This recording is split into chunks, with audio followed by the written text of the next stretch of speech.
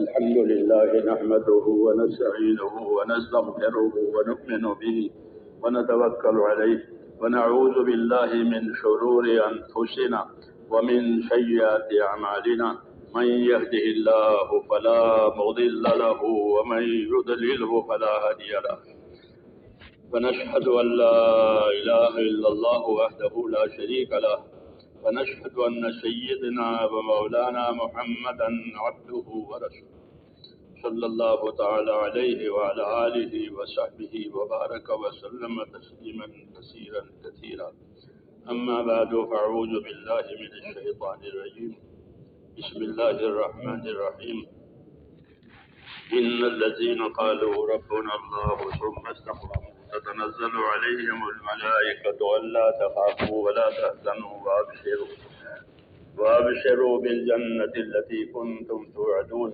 نحن أولياؤكم في الحياة الدنيا وفي الآخرة ولكم فيها ما تشتهي أنفسكم ولكم فيها ما تدعون نزلا من غفور رحيم ومن أحسن قولا ممن دعا إلى الله وعمل صالحا وقال إنني من المسلمين صدق اللہ العظیم۔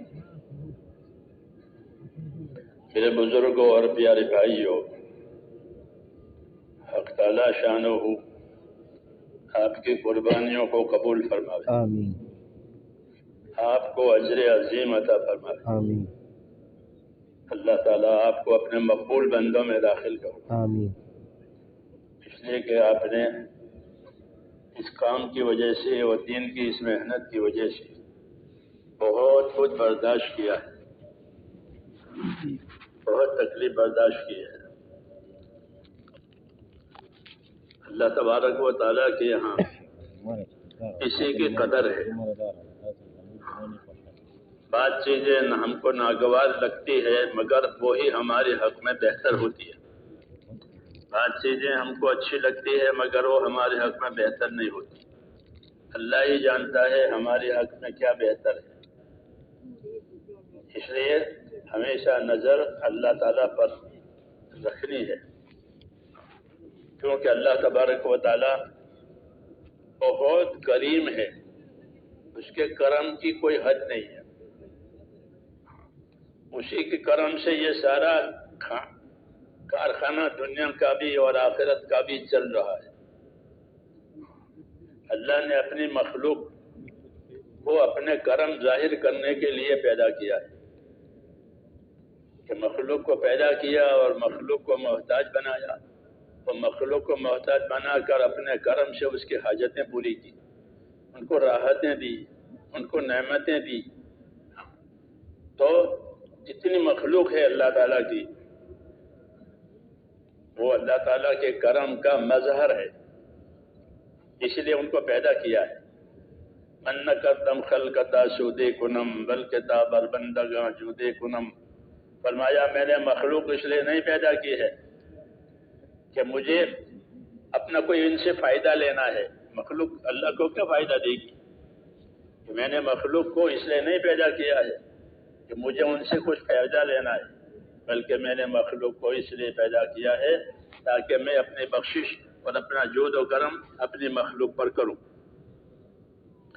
مخلوق کو اس لیے بنایا ہے، اس لیے اللہ تعالیٰ کے کرم کی کوئی حد نہیں ہے۔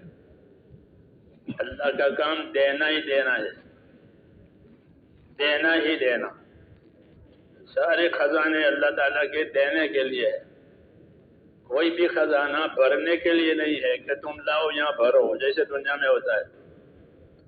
جی ہاں، تاجر اپنا خزانہ بننا چاہتا ہے، حاکم اپنا خزانہ بننا چاہتا ہے، اللہ کے ہاں ایسا نہیں ہے، اللہ کے خزانے بھرے بھرے ہیں، اور وہ مخلوق پر خرچ کرتے ہیں، مخلوق کو دیتے ہیں۔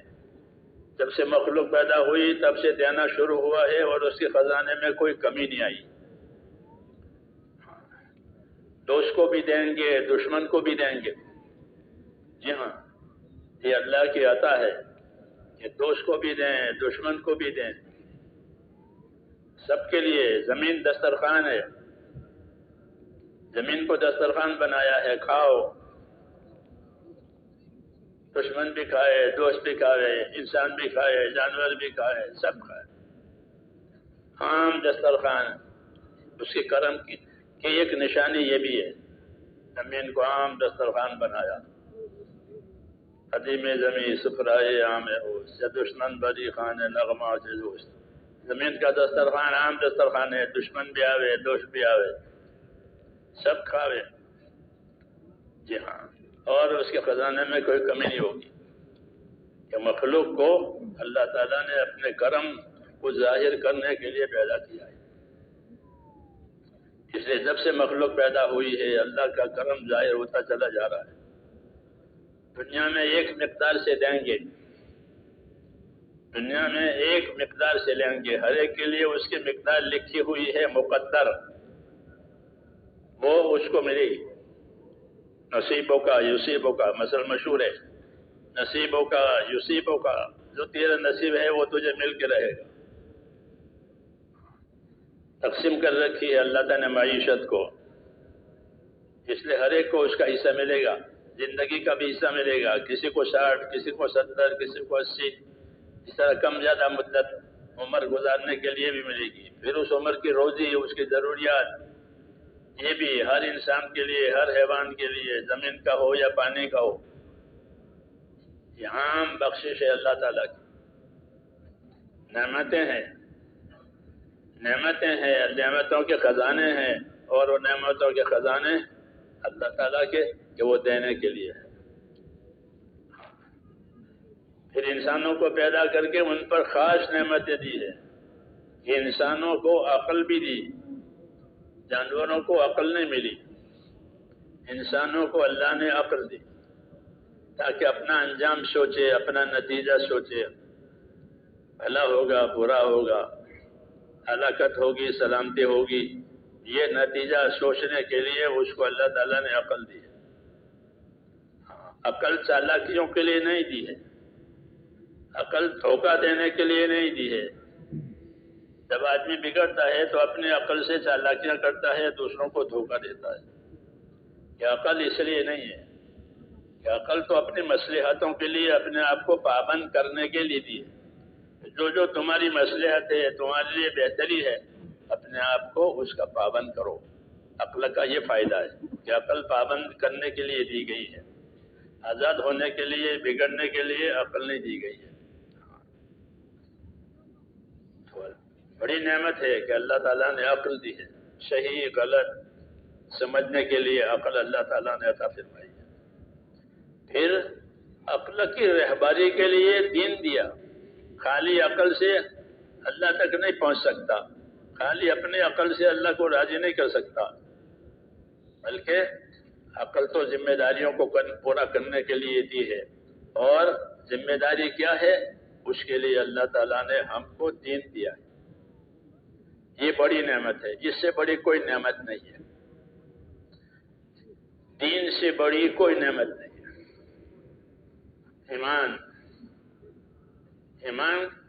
ایمان کا اتنا بڑا اثر ہے کہ ایمان کی وجہ سے یہ دنیا باقی رہے گی۔ جب ایمان کا کوئی اثر نشان نہیں رہے گا دنیا میں، تو اللہ تعالیٰ دنیا کے اس کارخانے کو ختم کرے گا کہ ایک آدمی بھی اللہ اللہ کرنے والا زمین پر رہے گا، اس کو اللہ اللہ کرتا ہے اور کچھ نہیں کرتا۔ ایسا ایک آدمی بھی اللہ اللہ کرنے والا رہے گا تو اللہ تعالیٰ اس پوری کائنات کو باقی رکھیں گے، آسمان، زمین، چاند، سورج، پورا نظام اس ایک کی وجہ سے۔ جب وہ ایک بھی نہیں رہا، کوئی اللہ کا نام لینے والا ہی نہیں، پھر اس کارخانے کو ختم کرے۔ تو ایمان کا اتنا بڑا اثر ہے، ایمان کی وجہ سے اس کا بقا ہے، اس کا باقی رہنا ہے۔ تو ایمان بڑی نعمت ہے، دنیا میں اس کا ہی اثر ہے۔ آخرت میں ایمان کا اثر کہ آخرت میں تو ایمان ہی چلے گا، دوسری کوئی چیز نہیں چلے گی، دین ہی چلے گا اور کوئی نہیں چلے گا۔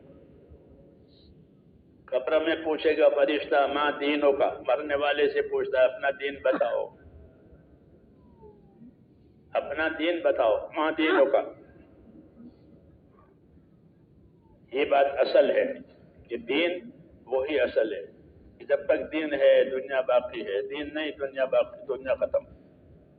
ہاں، یہ قبر میں بھی دین، آخرت میں بھی دین، ہاں، کہ دین پر سارا دار و مدار ہے۔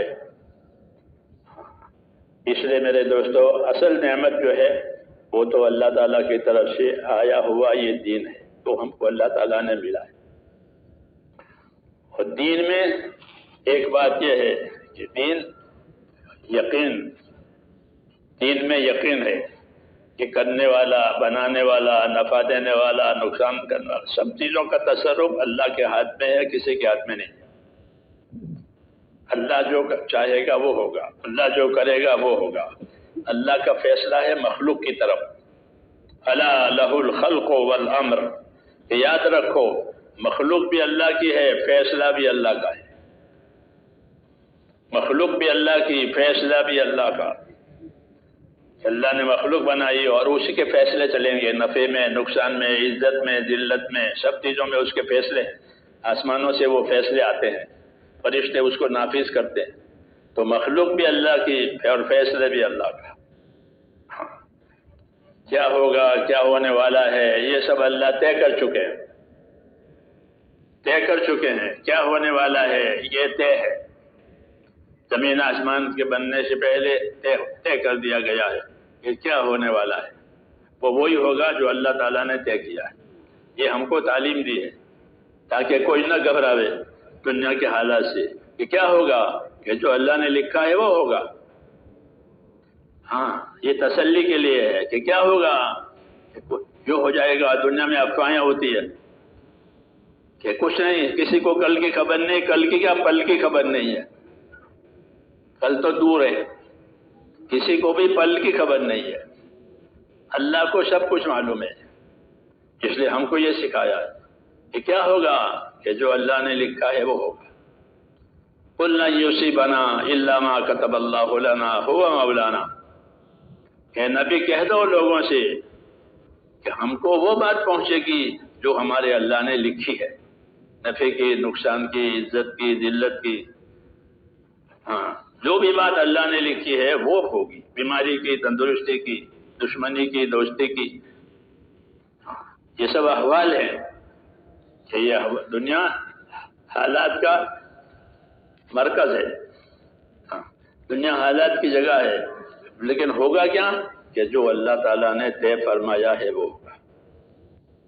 یہ ہم کو بتایا ہے، اللہ کے چاہنے سے ہوگا، اللہ کے کرنے سے ہوگا، یہ تعلیم دی ہے۔ اس لیے کیا کرنا ہے کہ اپنا رخ اللہ کی طرف کرنا ہے، کیونکہ سب چیزیں اس کے ہاتھ میں ہے۔ جب سب چیزیں اس کے ہاتھ میں ہے تو اپنا رخ اللہ کی طرف کرو۔ فَفِرُّوا إِلَى اللَّهِ، یہ کہلوایا، فَفِرُّوا إِلَى اللَّهِ، اللہ کی طرف بھاگ کر کے آؤ۔ ہاں، جیسے خوف زدہ آدمی اپنے آپ کو بچانے کے لیے بھاگتا ہے، بھاگ کر کہاں جائے؟ کہا کہ اللہ کی طرف بھاگ کر کے آؤ۔ جیسے بچہ ماں کی طرف بھاگ کر جاتا ہے، کوئی بات ہوتی ہے تو ماں کی طرف بھاگ جاتا ہے، باپ کی طرف بھاگ جاتا ہے، کہ اللہ کی طرف بھاگ کر کے آؤ۔ ہاں، اللہ ہی سے سب کچھ ہونے والا ہے، کسی سے کچھ ہونے والے نہیں ہے، یہ پہلی بات سکھائی ہے۔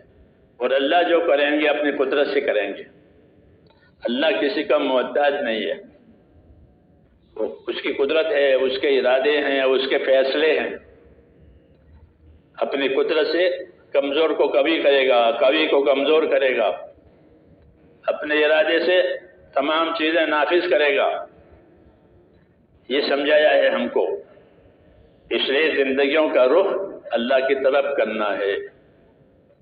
ہاں، اسی کے ہاتھ میں سب کچھ ہے کہ زندگی کا رخ اللہ کی طرف کرو۔ وَأَنِيبُوا إِلَى اللَّهِ، اللہ کی طرف انابت اور رجوع کرو، اس کے ہاتھ میں سب کچھ ہے۔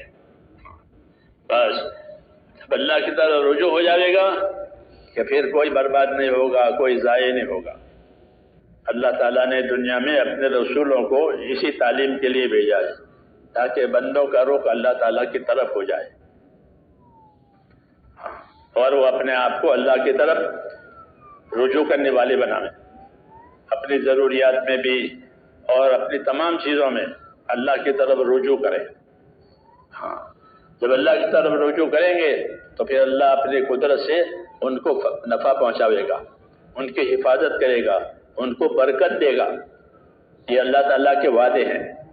جی ہاں، اس لیے دین یہ ہے کہ اللہ تعالیٰ کے وعدوں پر یقین، اس کے حکموں پر عمل، اور پھر اللہ سے امیدوار رہنا ہے کہ اللہ تعالیٰ بہتری لاوے گا۔ حدیثوں میں ہے کہ ابشروا واملوا ما یسرکم، بشارتیں سنو اللہ تعالیٰ کی، اللہ تعالیٰ کی بشارتیں سنو، اللہ کی بشارتیں لو، اور اللہ سے امیدوار رہو ایسے حالات کے کہ جو تم کو خوش کر دیں گے۔ دنیا چونکہ حالات کا گھر ہے، یہاں حالات آتے ہیں، ناگوار حالات بھی آتے ہیں، خوشگوار حالات بھی آتے ہیں، بدلتے رہتے ہیں، کیونکہ دنیا کو اللہ نے حالات کا گھر بنایا ہے۔ رات بھی ہوتی ہے، دن بھی ہوتا ہے، اجالا بھی ہوتا ہے، اندھیرا بھی ہوتا ہے۔ حالات کا یہ گھر ہے۔ حالات اللہ کی حکمت ہے کہ اللہ نے حالات کو امتحان کے لیے بنایا ہے اور حکموں کو کامیابی کے لیے دیا ہے۔ یہ ترتیب ہے کہ حالات امتحان کے لیے ہے اور حکم کامیابی کے لیے ہے۔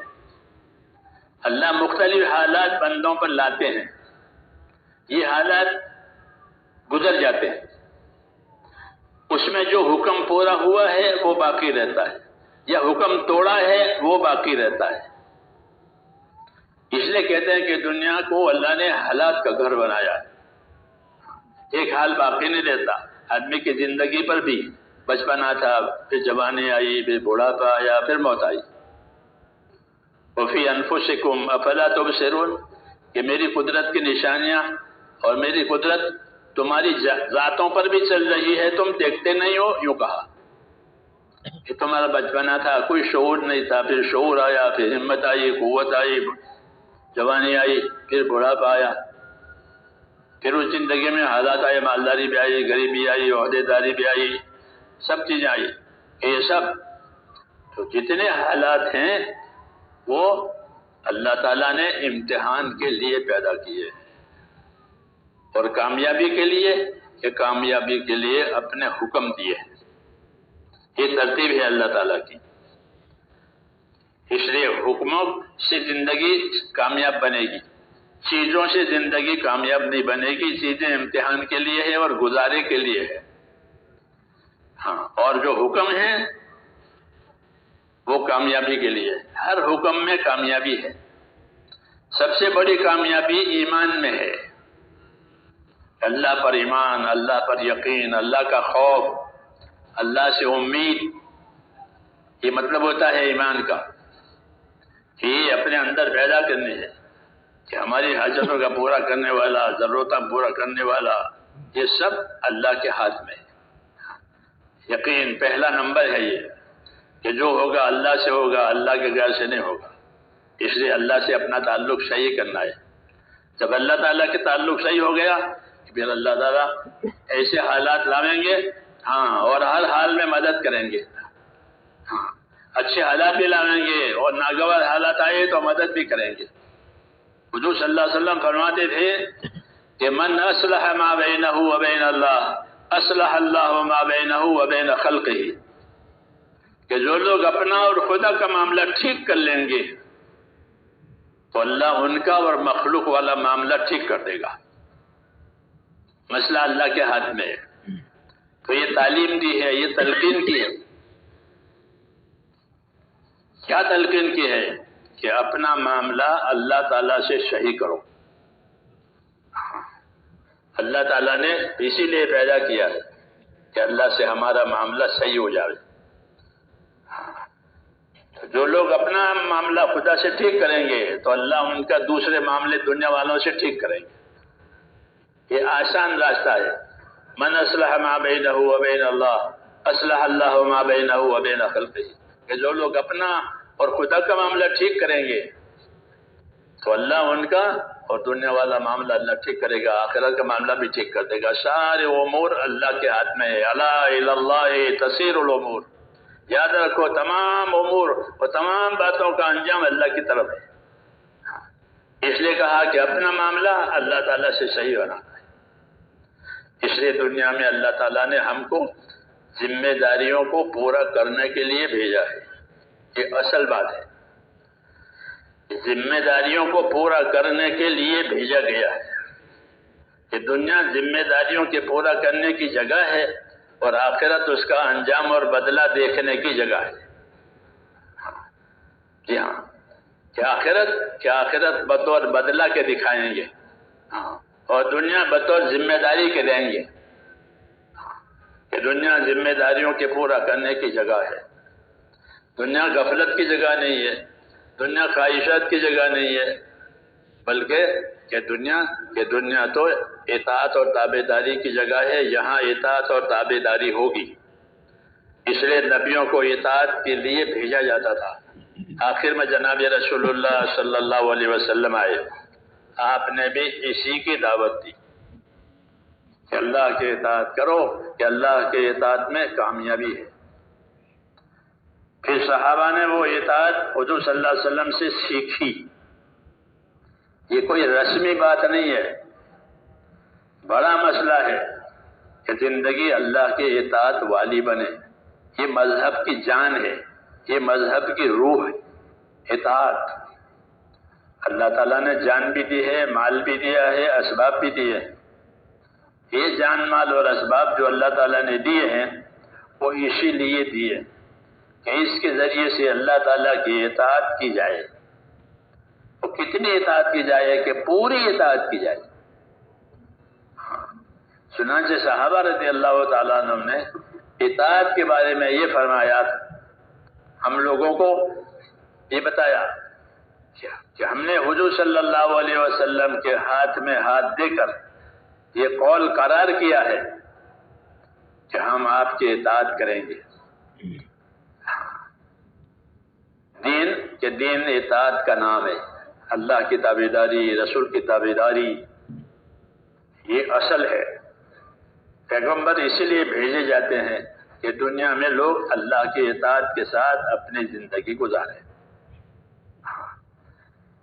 کہ اطاعت جو ہوگی وہ ہدایت کا دروازہ ہوگی۔ اطاعت، جتنی اطاعت اتنی ہدایت، جتنی اطاعت اتنی ہدایت۔ اطاعت پر نہیں ہے، معصیت اور گناہ پر ہے، پھر کوئی ہدایت نہیں ہے، آدمی جو ہے بھٹک جائے گا۔ اطاعت کو ہدایت کا دروازہ قرار دیا ہے۔ وَإِن تُطِيعُوهُ تَهْتَدُوا، کہ اللہ کی اطاعت کرو گے تو ہدایت پر آؤ گے، پھر صحیح راستہ ملے گا، ہدایت ملے گی۔ ہدایت کا مفہوم یہ ہوتا ہے کہ دلوں میں یقین صحیح ہو جائے کہ اللہ کرنے والا ہے اور کوئی کرنے والا نہیں ہے، اس کے ہاتھ میں سب کچھ ہے، ہاں اسی سے ہوگا، غیر سے نہیں ہوگا۔ دلوں میں یقین آ جائے، ہاں کہ دلوں کا یقین صحیح ہو جائے اور جان مال کا استعمال صحیح ہو جائے، اس کو ہدایت کہتے ہیں۔ کہ دلوں میں یقین صحیح ہو گیا کہ جو ہوگا وہ اللہ سے ہوگا، اللہ دنیا آخرت کا مالک ہے، اس لیے اللہ سے معاملہ نہیں بگاڑنا ہے، اللہ سے معاملہ صحیح کرنا ہے۔ اور یہ یقین کر کے پھر اپنے جان مال کا استعمال صحیح کرے، تو دلوں کا یقین صحیح ہو جائے، جان مال کا استعمال صحیح ہو جائے، یہ حیات محتدین کہلاتی ہے۔ یعنی ہدایت پانے والوں کی زندگی ایسی ہوتی ہے کہ وہ اپنی جان مال میں اپنے آپ کو آزاد نہیں سمجھتے، بلکہ اپنے آپ کو اپنی جان مال میں پابند سمجھتے۔ ہاں پابند، کہ جان مال اللہ کی امانتیں ہیں، اللہ کی نعمتیں بھی ہیں، اللہ کی امانتیں بھی ہیں۔ ان امانتوں میں اور نعمتوں میں کہ ہمیں اپنے آپ کو پابند کرنا ہے۔ پابند کرنے کا طریقہ، کہ پابند کرنے کا طریقہ سکھانے کے لیے ہی محمد صلی اللہ علیہ وسلم آئے ہیں۔ ہر زمانے کا نبی ان کی جان مال کا استعمال کرنے کا طریقہ سکھانے کے لیے آتا ہے۔ اس کی روشنی میں جب زندگی گزرتی ہے تو جان مالوں کا استعمال صحیح ہو جاتا ہے۔ ہمارے ذمے بھی یہی ہے کہ جان مال کا استعمال اللہ کی مرضی کے مطابق ہو، یقین کے ساتھ ہو کہ ہم جان مال کو صحیح استعمال کریں گے، اور حق تعالی شانہ ہمارے ساتھ اپنی مدد کا، اپنی برکتوں کا معاملہ کرے گا، اپنی قبولیت کا معاملہ کرے گا اس یقین کے ساتھ۔ اس لیے اس کے ساتھ محنت بھی ہے، کیونکہ آدمی کی محنت اس کے یقین کا ذریعہ بنتی ہے۔ جس چیز کی محنت کرتا ہے اس کا یقین دل میں پیدا ہوتا ہے، جس چیز کی محنت ہوتی ہے اس کا یقین پیدا ہوتا ہے۔ ہاں، تو ہم کو حکم والی محنت بھی ہے کہ حکم والی محنت سے حکم والا یقین بنے گا کہ ایمان پر اللہ یہ دیں گے، کہ ایمان پر کیا دیں گے، کہ ایمان پر عزت دیں گے، ایمان پر عزت دیں گے۔ یہ وعدہ ہے کہ عزت اللہ کے لیے ہے، عزت اس کے رسول کے لیے ہے، عزت مومنین کے لیے ہے کہ اللہ ان کو عزت دیں گے۔ عزت کا مطلب یہ نہیں ہوتا کہ لوگ سلام کریں، یہ تو رسمی عزت ہے۔ اصل عزت یہ ہے کہ زندگی گزارنے کے جو طریقے ہمارے پاس ہیں ہم بھی اس کے تابع اور دنیا والے بھی اس کے تابع، یہ ہماری عزت کہ زندگی گزارنے کے جو طریقے ہمارے پاس ہیں ہم بھی اس کے تابع اور دنیا کے لوگ بھی اس کے تابع ہو جائیں، یہ ہماری عزت۔ اور ذلت کیا کہ دنیا والوں کے جو طریقے ہیں اس کی تابعداری کرنی پڑے اور اپنے طریقے چھوٹ جاوے، اپنے طریقے چھوٹ جاویں اور دنیا والوں کے طریقے اختیار کرنے پڑیں، یہ ذلت کہلاتی ہے۔ ہاں، اس لیے ہم کو اللہ تعالیٰ نے عزت کی چیز وہ دین دی ہے۔ ہاں، اب دین کا کیا تقاضا ہے؟ تو دین کا تقاضا میرے دوستو ایک یہ ہے کہ سب سے پہلے اپنی ذات کو دین کے ذریعے سے سنوارے،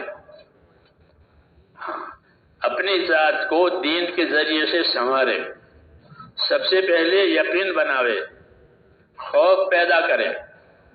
یقین پیدا کرنے والی باتیں، خوف پیدا کرنے والی باتیں سنیں تاکہ اندر یقین ہو، اللہ کے وعدوں کا یقین ہو، کیونکہ اللہ تعالیٰ نے عملوں پر وعدے کیے ہیں، چیزوں پر وعدے نہیں کیے ہیں، عملوں پر وعدے کیے ہیں، عملوں کا حکم دیا ہے اور حکم پر اپنے وعدے کیے ہیں۔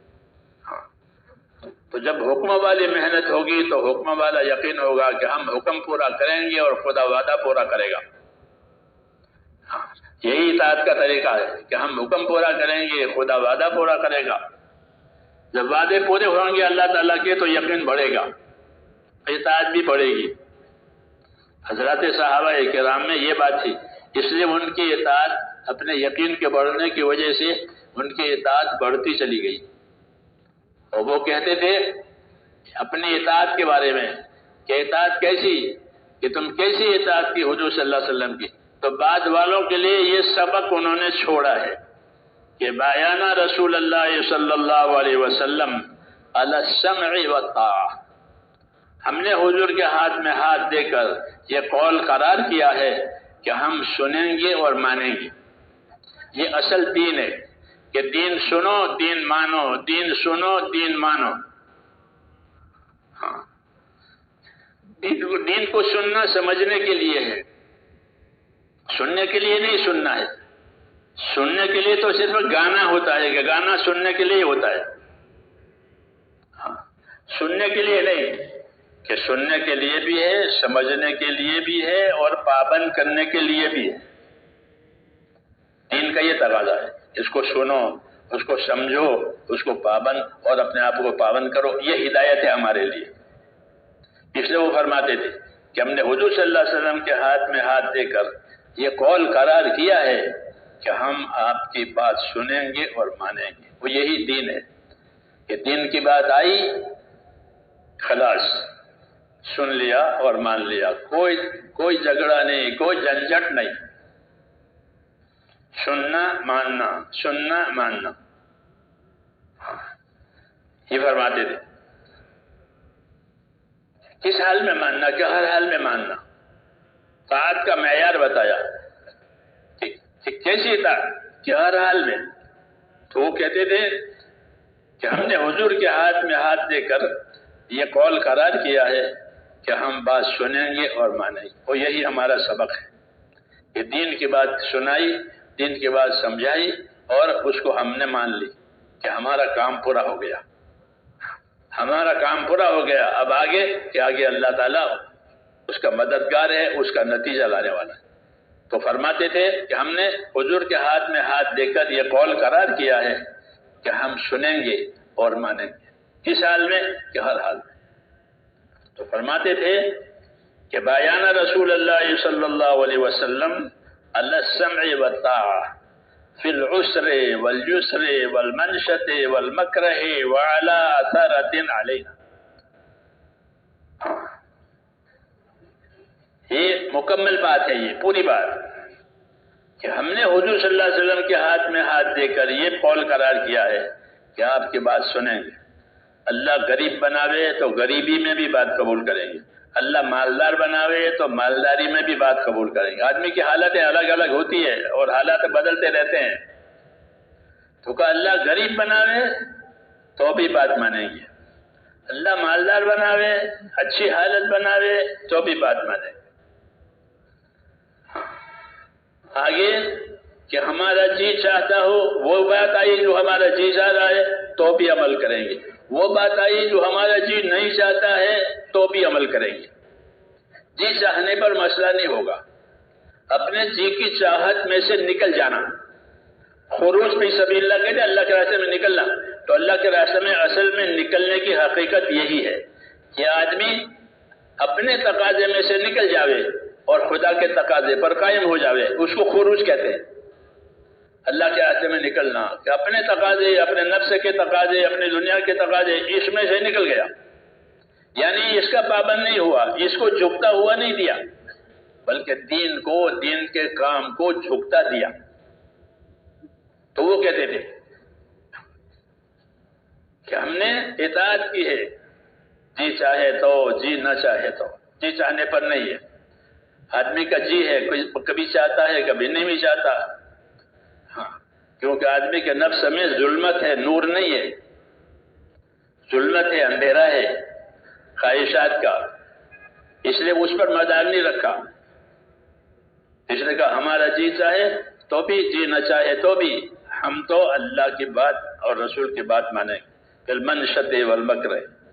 اور تیسری بات، اس کے آگے کی بات، وَعَلَىٰ أَثَرَةٍ عَلَيْنَا، کوئی ہم کو پوچھے تو بھی بات مانیں گے، کوئی ہم کو نہ پوچھے تو بھی بات مانیں گے کہ فلاں نے کام کیا، ہم سے تو پوچھا نہیں، ہم سے نہیں پوچھا، ہم نہیں مانتے، یہ نہیں، بلکہ کام اللہ کا ہو رہا ہے، مجھ سے نہیں پوچھا، کوئی بات نہیں، کچھ نہیں پوچھنے کا موقع ہوگا اس لیے نہیں پوچھا، کام تو ہوا نہیں ہوا، بس کہ مجھے کوئی پوچھے یا مجھے کوئی نہ پوچھے اس سے کوئی تعلق نہیں ہے، اللہ کا کام ہونا چاہیے۔ یہ مطلب ہے وَعَلَىٰ أَثَرَةٍ عَلَيْنَا کا۔ ہاں، ہم تو کبھی ایسا ہوتا ہے کہ مشورہ ہوا، ہم سے تو پوچھا نہیں ہے، ہم کو تو بتایا نہیں ہے، یہ بات نہیں ہوئی کہ نہیں پوچھا، کوئی بات ہوگی، کوئی موقع نہیں ہوگا، نہیں پوچھا، بعد میں بتا دیں گے، ایسا ہوتا ہے۔ کوئی بات کسی ساتھی کو نہیں بتا وہ نہیں پہنچ سکی، بعد میں بتائی، تو کہتے ہمارے پاس کوئی اس کی شکایت نہیں ہے، ہمارا صاف ستھرا معاملہ، یہ کام ہونا چاہیے، چاہے ہم کو پوچھو چاہے ہم کو نہ پوچھو، ہم کو پوچھو گے تو امانت داری سے جو بات ہوگی وہ ہم رائے دے دیں گے، اور نہیں پوچھا اور کام ہو گیا بس ٹھیک ہے، کام ہونا چاہیے۔ ایک مطلب یہ ہے۔ دوسرا مطلب یہ ہے وَعَلَىٰ أَثَرَةٍ عَلَيْنَا، کہ ہم کو آگے نہیں کیا، دوسرے کو آگے کر دیا، ہم کو نہیں بڑھایا دوسرے کو بڑھایا۔ ایسا بھی کبھی قصہ پیش آتا ہے اجتماعیت میں، تو صحابہ کہتے ہیں ہمیں کوئی شکایت نہیں، ہاں، ہماری طرف دھیان نہیں دیا، دوسرے کی طرف دھیان دیا، دوسرے کو آگے بڑھایا، ہم کو آگے نہیں بڑھایا، دوسرے کو دیا ہم کو نہیں دیا، یہ کوئی شکایت نہیں۔ وَعَلَىٰ أَثَرَةٍ عَلَيْنَا، دوسروں کو ہم پر آگے کرو، دوسروں کو ہم پر ترجیح دو، ہم کوئی شکایت نہیں کریں گے، کام ہونا چاہیے۔ یہ صحابہ کرام نے اپنی اطاعت کا مزاج بنایا ہے، ورنہ دنیا میں اسی پر جھگڑے ہوتے ہیں، ہم کو نہیں پوچھا، ہم کو نہیں بتایا، ہم نہیں جانتے۔ یہ دیکھو کہ اللہ کا کام ہوا نہیں ہوا، اللہ کے دین کا کام ہوا نہیں ہوا، مجھے نہیں پوچھا، کوئی بات ہوگی نہیں پوچھا، موقع ہوگا نہیں پوچھا. ہاں تو اپنی طرف سے ذہنوں کو اور دلوں کو صاف رکھتے تھے. صحابہ کرام کی یہ خاص صفت تھی. کیا صفت تھی؟ کہ صحابہ کرام اپنے دلوں کے لحاظ سے بہت پاک تھے. ابرہم قلوبا، اسی سے ان کی اطاعت وجود میں آتی تھی. کہ وہ کیسے تھے؟ کہ ابرہم قلوبا، کہ وہ صحابہ کرام دلوں کے لحاظ سے بہت پاک. بڑی بات یہ ہے کہ دل پاک، کہ کسی سے پاک، کہ دنیا کی محبت سے پاک. پہلی بات کہ دل کہ دنیا کی محبت سے پاک. کہ دل دنیا کی محبت سے پاک ہوگا تو ہر گناہ سے بچے گا، اور دل دنیا کی محبت میں ملوث ہوگا تو وہ ہر گناہ میں پھنس سکتا ہے. حب الدنیا راس کل خطیئۃ، کہ دنیا کی محبت وہ ہر گناہ کی جڑ ہے. دنیا کی محبت کی وجہ سے بڑے بڑے گناہ ہوتے ہیں، بڑے بڑے خون ہوتے ہیں، بڑے بڑے حادثے ہوتے ہیں. دنیا کی تمام ہے دنیا کی طلب. ان حضرات کے بارے میں یہ کہا گیا کہ وہ صحابہ کرام کیسے تھے؟ کہ ابرہم قلوبا، کہ وہ دلوں کے بہت پاک، کہ وہ دنیا کی محبت سے پاک تھے. دوسروں کی طرف سے ایک دوسرے کے دل میں کوئی میل نہیں، کوئی کینہ نہیں، کوئی اعتراض نہیں. دلوں کی صفائی ان کی خوبی تھی. اور بعد میں آنے والی ہم جیسی امت ان کے لیے سبق تھی کہ دین کے کام کرنے والے کیسے ہونے چاہیے. کہ اپنے دلوں کے لحاظ سے پاک صاف، پاک صاف، کسی کی طرف سے کوئی میل نہیں، کوئی کینہ نہیں، کوئی اعتراض نہیں.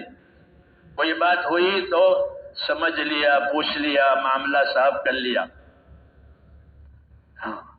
تاکہ دل صاف رہے.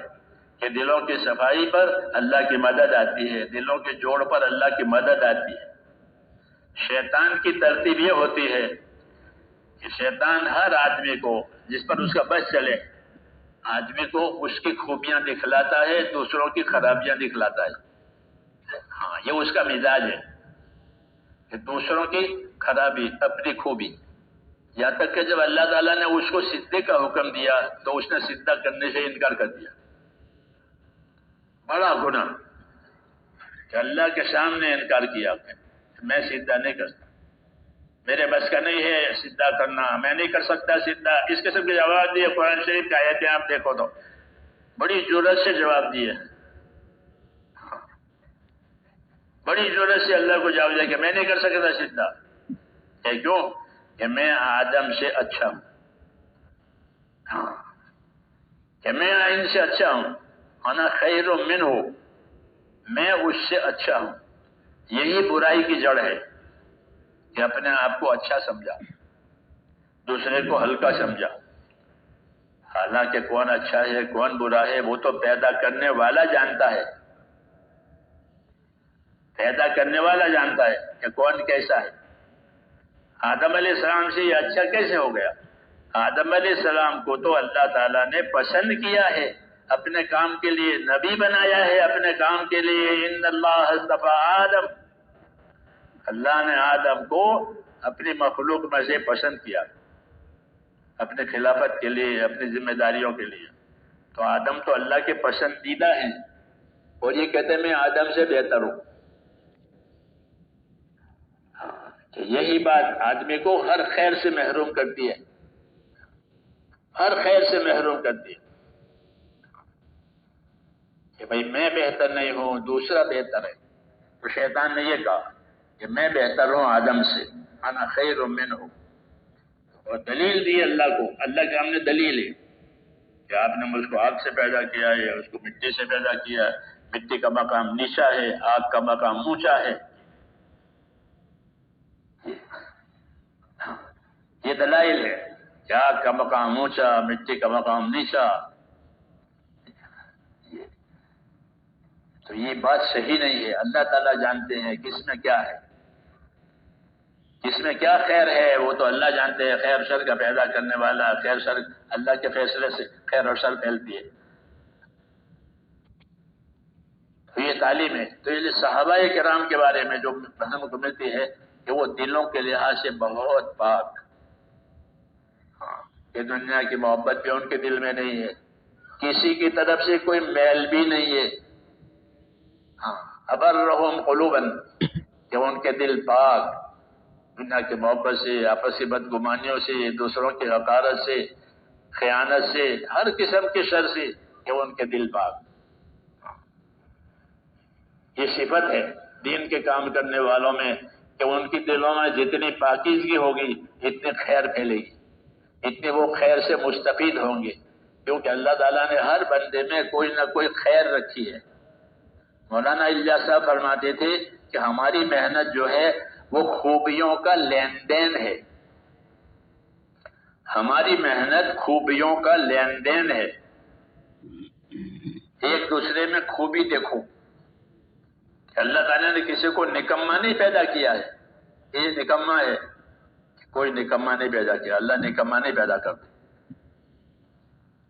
اللہ کی حکمت ہے اور اللہ کی قدرت ہے، قدرت بھی استعمال ہوتی ہے، حکمت بھی استعمال ہوتی ہے۔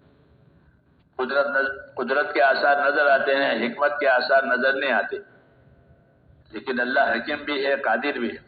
تو کسی کو نکما نہیں پیدا کیا، کسی چیز کو بھی نکما نہیں پیدا کیا، اس کی حکمت ہے جو پوشیدہ ہے۔ اس نے کہا کہ ہماری محنت اور ہماری دعوت یہ خوبیوں کا لین دین ہے، ایک دوسرے کی خوبیاں دیکھو۔ اللہ نے ہر بندے میں کچھ نہ کچھ خیر رکھی ہے، جب نگاہ بدل جائے گی تو خوبیاں نظر آئے گی، اور نگاہ بگڑ جائے گی، اپنے آپ کو اچھا سمجھے گا تو دوسروں کی خرابیاں نظر آئے گی۔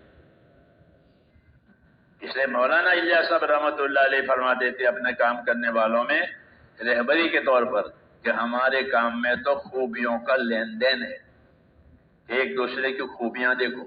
میوات والوں سے فرماتے تھے میوات والوں تمہارے اندر دو خوبی ہے، دو خوبی ہے جو نمایاں ہے۔ وہ دو خوبی کیا ہے؟ کہ ایک خوبی جو ہے تمہاری سادگی ہے۔ اس زمانے میں تو ان لوگوں میں بہت سادگی تھی، بہت سادگی، کھانا معمولی، کپڑا معمولی، اور میں فرمایا ایک تمہارے اندر سادگی ہے، دوسری خوبی تمہارے اندر یہ ہے کہ تمہارے اندر جفا کشی ہے، محنت کرنے والے، تھکنے والے، برداشت کرنے والے تم ہو، تمہارے اندر یہ صفت ہے۔ چنانچہ وہ مولانا کی رہبری میں، مولانا کی ہدایت میں بڑے بڑے مشقت کے کام کرتے تھے، پیدل چلتے تھے 4 مہینے۔ ہاں، اس زمانے میں تو رواج نہیں تھا، بہت مشقت تھی، غیر قسم پرسی کا زمانہ تھا، وہ پیدل چلتے تھے، اور اس زمانے میں اتنا مال بھی نہیں تھا جتنا آج ہے، اس لیے مشقت کے ساتھ، جفا کشی کے ساتھ اپنا کام کرتے تھے۔ تو فرماتے تھے تمہارے اندر ایک خوبی سادگی کی ہے اور ایک خوبی تمہارے اندر جفا کشی کی ہے، اور کسی بھی مقصد میں کامیاب ہونے کے لیے یہ دونوں خوبیاں بہت ضروری ہے، بہت مفید ہے۔ سادگی ہوگی، زیادہ جھمیلے زندگی کے نہیں ہوں گے تو ہر کام کو کر پائے گا، سادہ ہے۔ ایسے ہی جفا کشی کی عادت ہے تو لوگوں کے اسباب کا زیادہ محتاج نہیں ہوگا، اپنی محنت جفا کشی سے اپنا کام کر لے گا۔ اس لیے کہا یہ تمہارے اندر یہ جفا کشی اور سادگی یہ خوبی ہے۔ تو فرماتے تھے ہماری محنت میں خوبیوں کا لین دین ہے، امت میں اللہ نے بہت خوبیاں رکھی ہے، دعوت کی محنت میں لوگوں کی خوبیاں دیکھو اور ان کی خوبیوں کو دین پر لگاؤ۔ حدیث شریف میں ہے الناس معادن کمعادن الذهب والفضہ، کہ لوگ اپنی جگہ ایسے قیمتی ہیں جیسے سونے اور چاندی کی کانیں ہوتی ہیں زمین میں، سونے اور چاندی کی کانیں کہیں کھل جاوے تو ملک کا معیار بدل جاتا ہے، ملک مالدار ہو جاتا ہے، سونا نکلا ہے، چاندی نکلی ہے، معدنیات نکلتے ہیں۔ ایسے لوگ سونے اور چاندی کی کانوں کی طرح قیمتی ہیں، نکمے نہیں ہیں، امت میں بہت خوبیاں رکھی گئی ہیں، نبوت کا کام ان کے ذمے کیا گیا ہے، اس لیے نبوت کے کام کو چلانے والی ان کے اندر یہ خاصیتیں رکھی گئی ہیں۔ اس لیے فرماتے تھے ہماری محنت میں خوبیوں کا لین دین ہے، اور خوبیوں کو حاصل کرنے کے لیے کیا ہونا چاہیے کہ ایک دوسرے کے ساتھ اچھا گمان ہونا چاہیے، ہر ایک دوسرے کو اچھا سمجھے کہ یہ مجھ سے اچھا ہے، اس شیطان کی طرح نہیں کہ میں اچھا ہوں، کہ نہیں، حسن ظن دعوت کے محاسن اور دعوت کی خوبیوں میں سے ایک خوبی حسن ظن بھی ہے، کہ ہماری دعوت کی خوبیاں، کہ دعوت میں کیا خوبیاں ہیں، وَمَنْ أَحْسَنَ قَوْلًا مِّمَّنْ دَعَا إِلَى اللَّهِ، اس سے بہتر کس کی بات ہو سکتی ہے جو اللہ کی طرف بلاوے؟ تو یہ بہتری دعوت میں بہتری ہے کہ کیا بہتری ہے دعوت کے کام میں؟ تو دعوت کے کام میں ایک بہتری یہ بھی ہے کہ دعوت کے کام کرنے والوں میں حسن ظن، ایک دوسرے کو اچھا سمجھنا، ایک دوسرے کے بارے میں اچھا گمان کرنا۔ اس کو مولانا اتنی اہمیت کے ساتھ بتاتے تھے کہ اگر مسلمانوں میں ایک دوسرے کے ساتھ اچھا گمان کرنے کا ماحول بن گیا تو ان پر اللہ تعالیٰ کی عطاؤں کے اور برکتوں کے دروازے کھل جائیں گے، یہ فرماتے تھے۔ آپس کے حسن ظن کی وجہ سے ان کے اندر برکتوں کے دروازے کھلے۔ بخیر حدیث کے کہ شکایتیں پیدا کر دی دلوں میں شیطان نے کہ اس نے یوں کر دیا، اس نے یوں کر دیا، کہ ہاں کہ اب شکایتوں کے بعد پھر مسئلہ نہیں بنے گا۔ اس لیے ہمارے ہاں شکایتیں نہیں ہے، شکر ہے، حسن ظن ہے۔ کوئی بات غلط فہمی ہو رہی ہے تو اپنے غلط فہمی کو سدھارو۔ صحابہ میں بھی ہوتا تھا کہ غلط فہمی ہو گئی، غلط فہمی ہو گئی، غلط فہمی کو سدھارا تاکہ وہ غلط فہمی اندر بدگمانی نہ پیدا کرے۔ پھر بدگمانی اندر جب پکی ہو جائے گی تو اندر کینہ بنے گا، سینوں میں کینہ بنتا ہے، کینہ اردو میں کینہ کہتے ہیں اندر کی چھپی دشمنی کو۔ ایک دشمنی ہے جو اندر چھپا رکھی ہے کہ اس نے میرے ساتھ یہ کیا ہے، یہ کہہ کر اندر بنتا ہے سینے کا کینہ۔ تو صحابہ کے بارے میں یہ کہا کہ وہ ایسے نہیں تھے، ان کے دل پاک تھے ایک دوسرے کی طرف سے، صاف دل، ایک دوسرے کی خوبیاں دیکھا۔ ابرہم قلوبا، کہ صحابہ کرام اپنے دلوں کے اعتبار سے بہت پاک، کہ دلوں میں کسی کی طرف سے کوئی میل نہیں مسلمان کی طرف سے۔ حضور صلی اللہ علیہ وسلم فرماتے تھے کہ میں یہ چاہتا ہوں کہ تمہارے درمیان میں سے نکل جاؤں اس حالت میں کہ میرا دل تمہاری سب کی طرف سے پاک۔ یہ بڑی بات ہے، دلوں کی صفائی، ایک دوسرے کی طرف سے دلوں کی پاکی، ایک دوسرے کی طرف سے درگزر، اور ایک دوسرے کو اپنے سے بڑھیا اور زیادہ سمجھنا۔ اس کو فرماتے تھے کہ ہماری دعوت میں خوبیوں کا لین دین ہے۔ ایک دوسرے کی خوبیاں دیکھو۔ حضرت عمر رضی اللہ تعالیٰ عنہ ابو بکر کی خوبیاں دیکھتے تھے کہ ابو بکر میں یہ خوبی ہے، ایک دوسرے کی خوبیاں دیکھتے تھے۔ حضور صلی اللہ علیہ وسلم نے اپنے صحابہ کے مناقب بتائے۔ مناقب کا مطلب یہ ہوتا ہے کہ ایک دوسرے کی خوبی بتائی، فلانا ایسا ہے، فلانا ایسا ہے، فلانا ایسا ہے، ایک دوسرے کی خوبیاں بتائی۔ کتابوں میں ہے مناقب، یعنی ان کے کمالات اور ان کی خوبیاں جو الگ الگ ان کی زندگیوں میں تھی وہ حضور صلی اللہ علیہ وسلم نے بتائی تاکہ ایک دوسرے کی قدر کریں اور بعد میں آنے والے اس کے نقش قدم پر چلے۔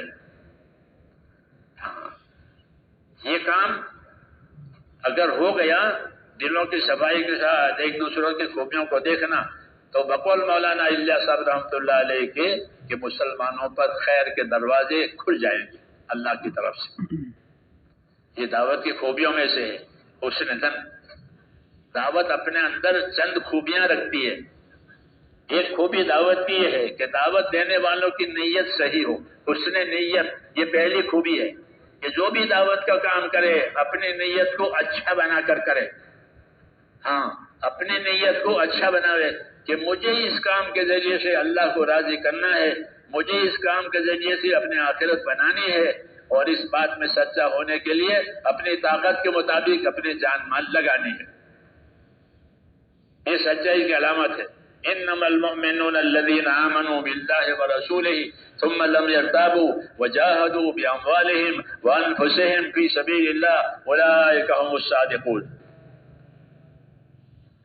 ایمان والے تو وہ ہیں کہ جن کے اندر ایسا ایمان آیا کہ پھر ایمان کے بارے میں ان کو کوئی شک کوئی تردد نہیں ہوا اللہ کے وعدوں پر اللہ کے فیصلوں پر، اور اس یقین کے بعد اپنی جان مال کو اللہ تعالیٰ کے دین کو زندہ کرنے میں اور اللہ تعالیٰ کے دین کے اطاعت اور تابعداری میں اپنی جان مال کو لگایا.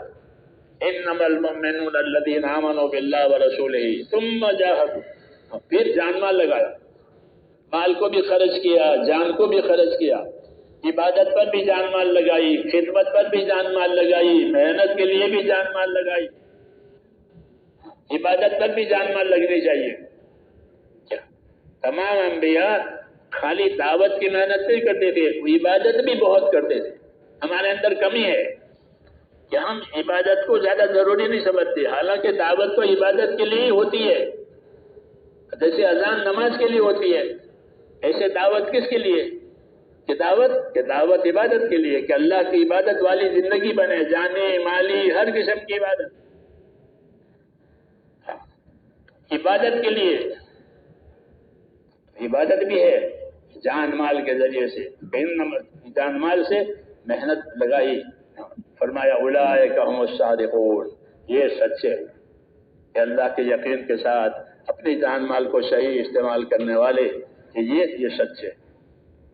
تو اللہ تعالیٰ نے ایک تو ان کو سچا بتایا، دوسرا مہاجرین کو سچا بتایا کہ مہاجرین سچے، کیونکہ مہاجرین وہ پہلا طبقہ ہے اپنے جان مال لگانے میں اور اپنی دنیا دین کے لیے چھوڑنے میں. ان کے برابر کسی کی بھی قربانی نہیں ہے جتنے مہاجرین کے، کسی کی بھی نہیں ہے کہ وہ اپنی قربانی میں غریب ہو گئے. مہاجرین غریب ہو گئے، حالانکہ محلہ تھے، غریب ہو گئے. کیوں؟ کہ اپنی دین کی میں قربانی میں ہجرت میں ساری چیزیں خرچ ہو گئی، ختم ہو گئی، چھوٹ گئی. تو مہاجرین کو سچا بتایا ہے اور جان مال کی قربانی کرنے والوں کو سچا بتایا اللہ تعالیٰ نے. یہ دو طبقے سچے ہیں. انصار بھی جان مال کی قربانی کرنے والوں میں ہے. مہاجرین کے بعد انہوں نے اپنی جان مال کو قربان کیا اور اپنی حاجت کو بھی نہیں دیکھا، اپنی حاجت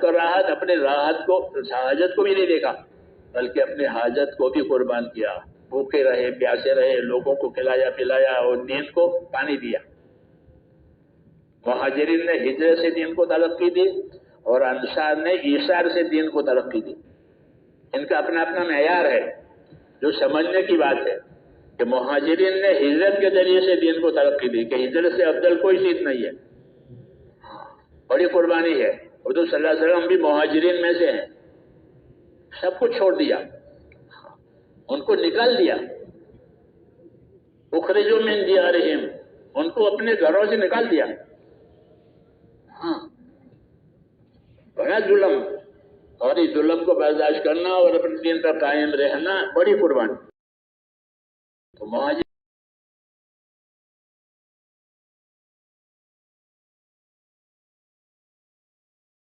پورا کر دیا. ہجرت کا یہ بڑا حکم تھا. آپ بھی مہاجرین میں سے.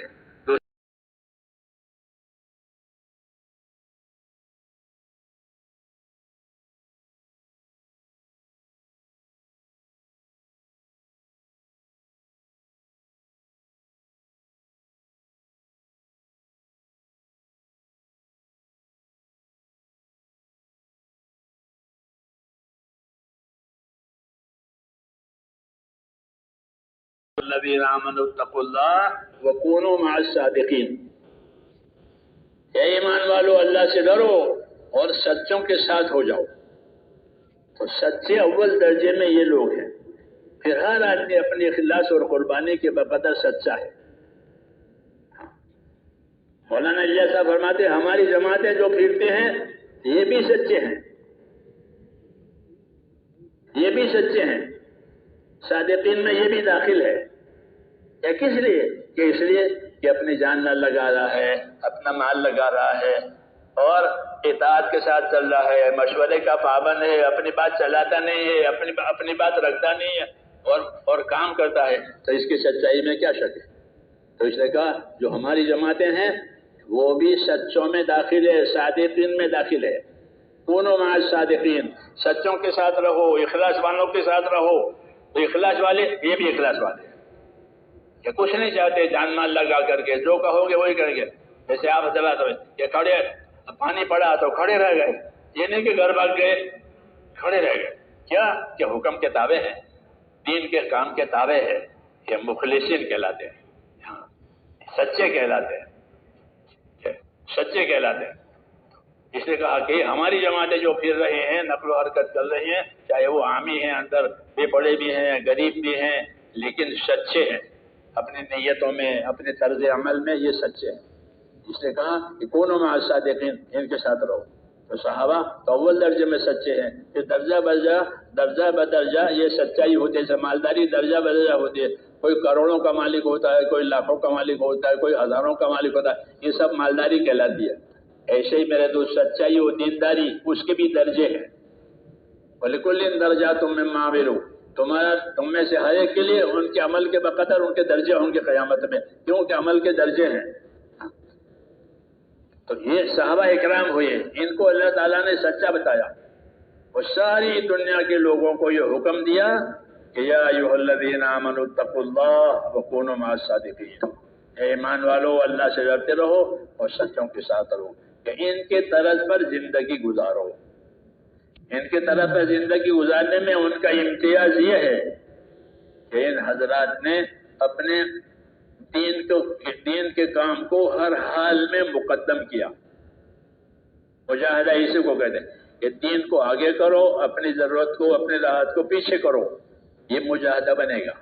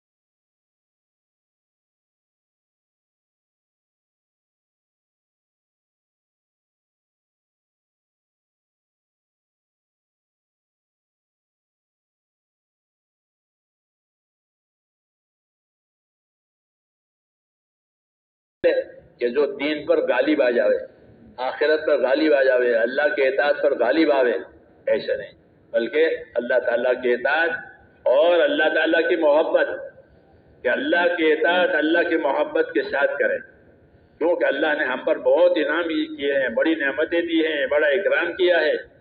تو اکرام کرنے والا، نعمت دینے والے کی محبت تو طبعی طور پر ہوتی ہی ہے، جانور کو بھی ہوتی ہے، کہ جانور مانوس ہو جاتا ہے، کیونکہ وہ اس کو چارہ پانی دیتا ہے تو جانور مانوس ہو جاتا ہے، محبت ہو جاتی ہے اس کے دل میں احسان کی وجہ سے۔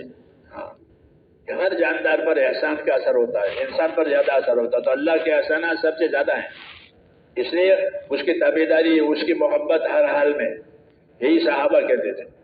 تو اللہ کی محبت غالب ہے دنیا کی محبت پر، کہتے وہ یعنی وہ حضرات دلوں کے لحاظ سے پاک، اعلیٰ عشاء سے ان کے دل پاک تھے، دنیا کی محبت سے، آپس کی بدگمانیوں سے، آپس کی عداوت اور کینوں سے بالکل پاک، دوسرے کے لیے بھلائی چاہنے والے، یہ ابرہم قلوبا، ان کی صفت بتائی کہ دلوں کے لحاظ سے بہت پاک۔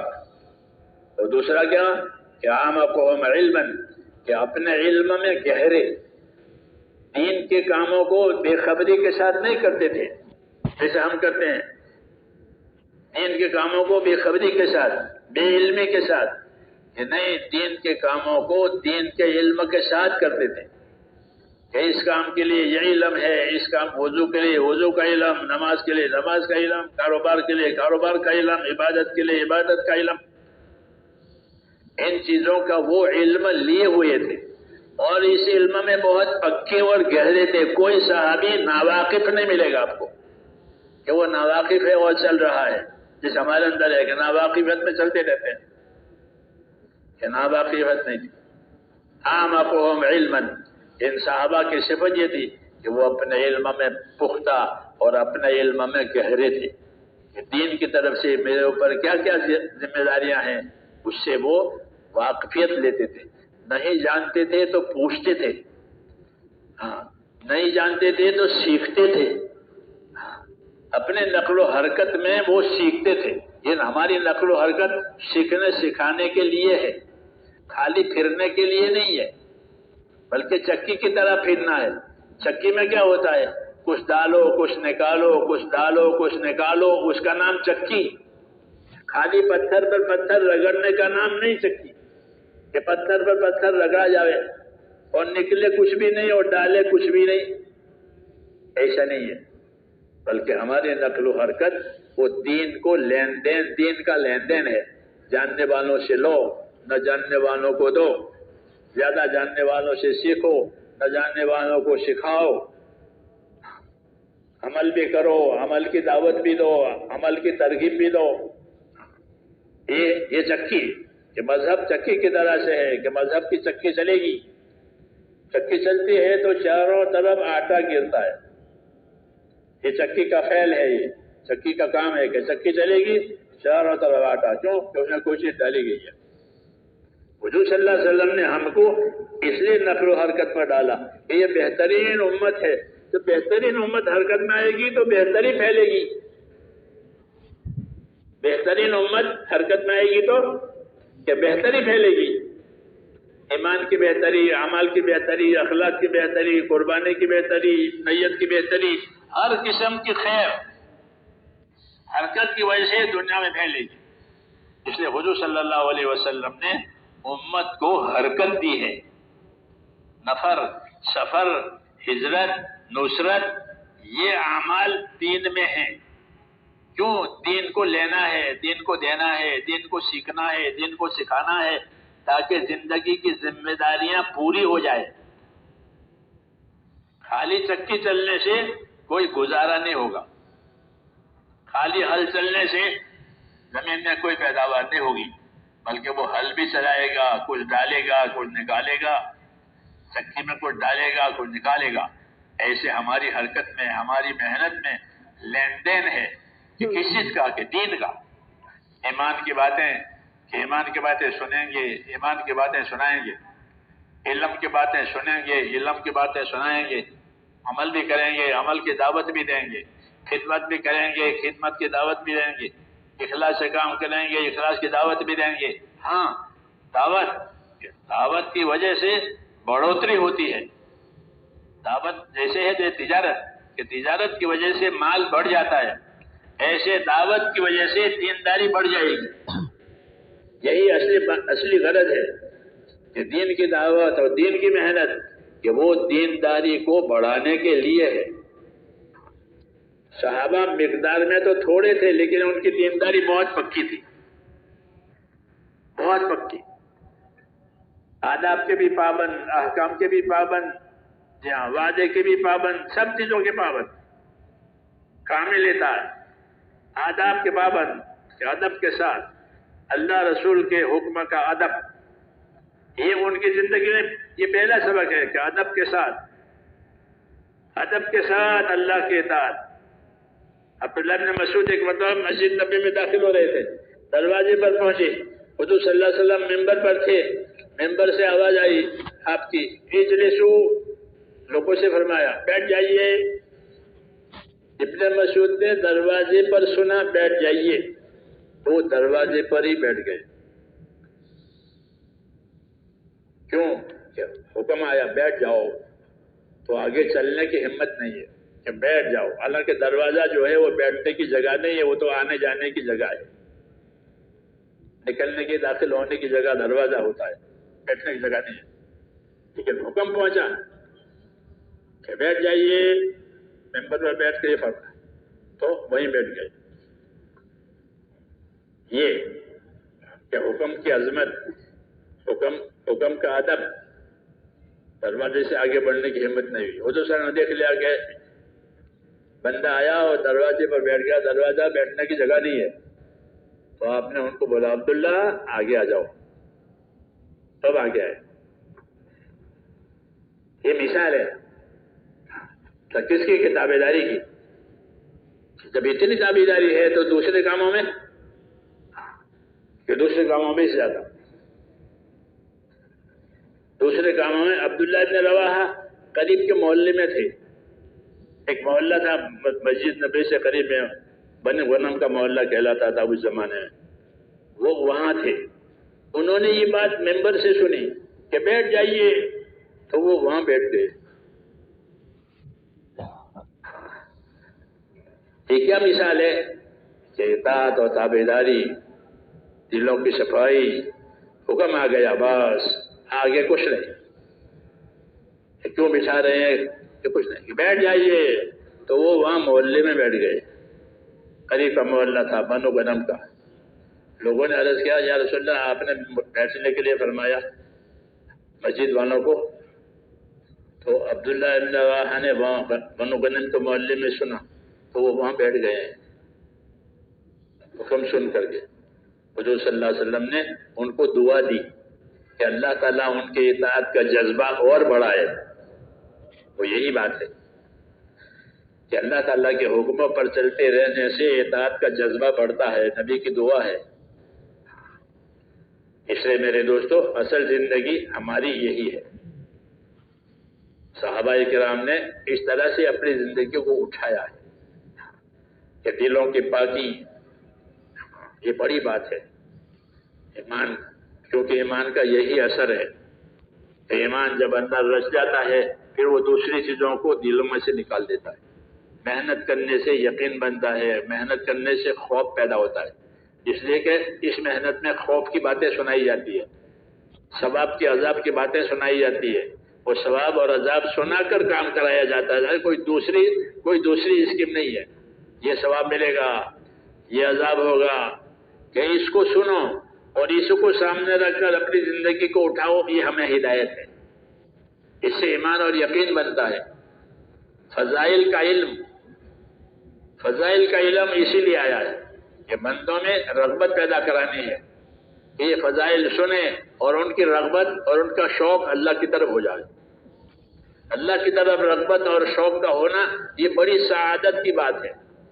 مسنون دعاؤں میں اللہم اجل رغبتی الیک، اے اللہ میری رغبت، میرا شوق تیری طرف ہو جائے. کہ کس بات سے اللہ راضی ہے، کس بات کو اللہ پسند کرتا ہے، کس کام سے اللہ خوش ہوتا ہے، اس کی رغبت پیدا ہو جائے. جنت کی رغبت پیدا ہو جائے. اللہ نے جنت کے حالات سنائے، جنت میں یہ ہے اور یہ ہے اور یہ ہے، کہ اس کو سن کر جنت کی رغبت. پھر جنت کی رغبت پوری کرنے کے لیے کہ جنت والے اعمال سبل والذین جاہدوا فینا لنہدینہم سبلنا.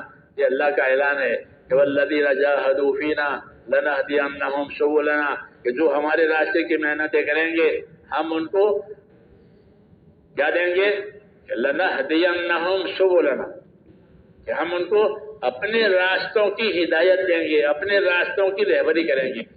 سبل تو وہ کیا چیز ہے کہ وہ جنت والے اعمال ہیں کہ جو محنت کریں گے ان کی رغبتیں جنت والے اعمال کی طرف ہو جائے گی. کہ وہ جنت والے اعمال کر کے زندگی گزاریں گے اور مر کر کے جنت میں پہنچ جائیں گے. لنہدینہم سبلنا، وہ سبل اعمال جنت کو کہتے ہیں کہ جنت والے جو اعمال ہیں یہ سبل ہے جس کی اللہ رہبری کرے گا محنت کرنے پر. تو محنت کا بڑا اثر ہے کہ زندگی میں وہ اعمال آتے ہیں جو جنت میں لے جانے والے ہیں. اور اصل ٹھکانہ وہی ہے کہ آدمی دوزخ سے بچ گیا، جنت میں پہنچ گیا، وہ کامیاب ہوا. یہ پروگرام ہے.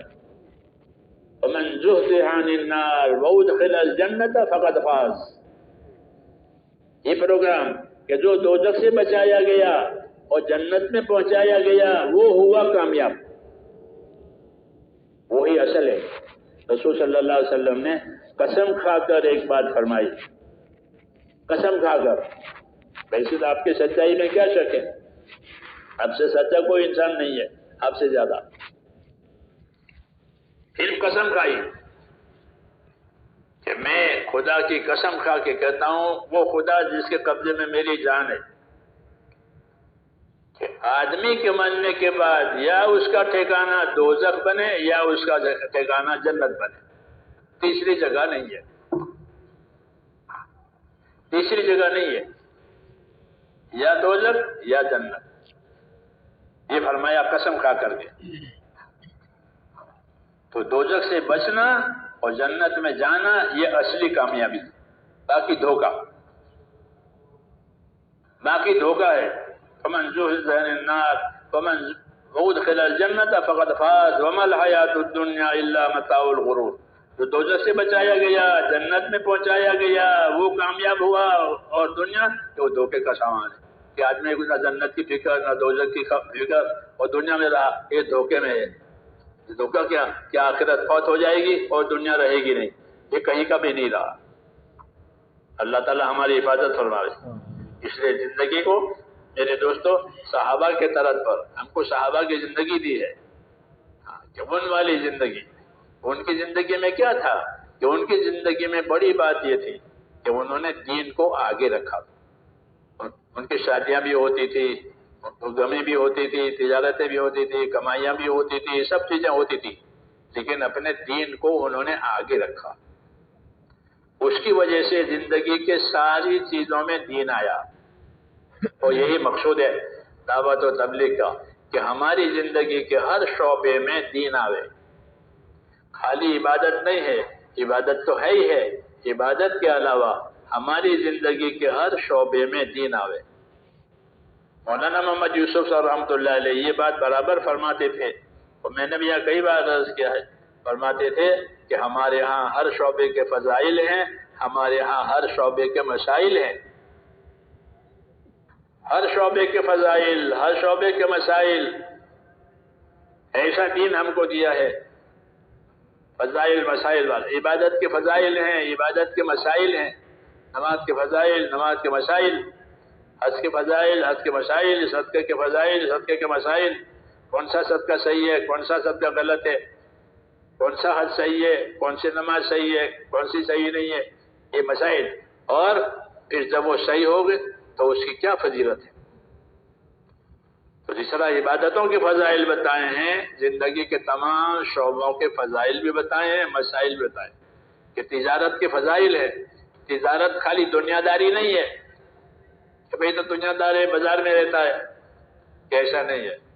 ہماری تجارت ہمارے دین کے ساتھ ہے، اس لیے تاجر اگر اپنی تجارت میں دین والا بنا تو یہ تاجر کل قیامت میں نبیوں کے ساتھ ہوگا، اللہ کے عرش کے سائے کے نیچے ہوگا۔ ان کی فضیلت ہے تجارت کی، جیسے نماز کی فضیلت ہے، ذکر کی فضیلت ہے، ان کی تجارتوں کی فضیلت ہے۔ اور تجارت کے مسائل بھی ہیں کہ تجارت کے طریقے بتائے ہیں کہ اپنی تجارتوں کو صحیح طریقے سے کرو، پھر تجارت کے ذریعے سے نبیوں کے ساتھ ہوگا، اللہ کے عرش کے سائے کے نیچے ہوگا۔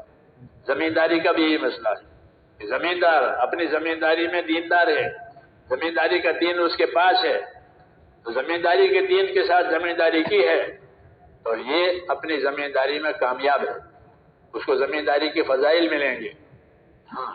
زمینداری کے فضائل ہیں کہ کھیتی تصویر پڑتی ہے، اور کھیتی اور اس کا ثواب کہ کھیتی والے کو ملتا ہے، اور اس کی کھیتی میں اس کی پیداوار میں جو نقصان ہوا، کوئی چوری کر گیا، کوئی جانور چر گیا، کوئی پرندہ چگ گیا، اس قسم کے نقصانات پیداوار میں ہوئے تو فرمایا یہ نقصانات جو ہوئے ہیں اس پر اللہ اس کو صدقے کا ثواب دے گا۔ چور کو تو چوری کا گناہ ہوگا، لیکن اس کے نقصان پر اللہ اس کو صدقے کا ثواب دے گا۔ یہ فضائل ہیں۔ تو حضرت فرماتے تھے ہمارے ہاں تو ہر لائن کے فضائل ہیں، ہر لائن کے مسائل ہیں، خالی تبلیغ کے فضائل نہیں ہے، فضائل سے چلایا ہے اور مسائل سے چلایا ہے کہ فضائل کو یاد کرو اور اللہ سے اس کے اجر و انعام کے امیدوار رہو اور عمل کو صحیح طریقے سے کرو، پھر دنیا بھی ملے گی، آخرت بھی ملے گی۔ دنیا برکت کے ساتھ ملے گی، آخرت بدلے کے ساتھ ملے گی۔ ہاں، دنیا برکتوں کے ساتھ اور آخرت بدلے کے ساتھ۔ کیوں کہ اس کی وجہ سے دین زندگیوں میں آئے گا، اور پھر زندگی میں آنے کی وجہ سے دوسرے شعبوں میں آئے گا کہ اپنے اپنے شعبوں میں دین لانا ہے۔ اس لیے ہر ایک کو دین کی دعوت دیتے ہیں، تاجر کو، مزدور کو، غریب کو، امیر کو، ہر ایک اپنی زندگی کے شعبوں میں وہ دین لاوے۔ حضرت علی فرماتے تھے کہ مسلمانوں کے بازار کیسے ہونے چاہیے، مسلمانوں کی مارکیٹ کیسے ہونے چاہیے؟ تو فرماتے تھے سوق المومنین کا مسلح ہوں، سوق المومن کا مسلح ہوں، کہ مسلمانوں کے مارکیٹ، مسلمانوں کے بازار ایسے ہوتے ہیں جیسے ان کے مسلح، ان کی مسجدیں ہوتی ہیں۔ مسجد میں، مسلح میں کوئی آدمی غلط کام نہیں کرتا ہے؟ بھائی مسجد میں کیا کر رہے ہو، کوئی کرے تو بھی فوراً ٹوکے گا کوئی۔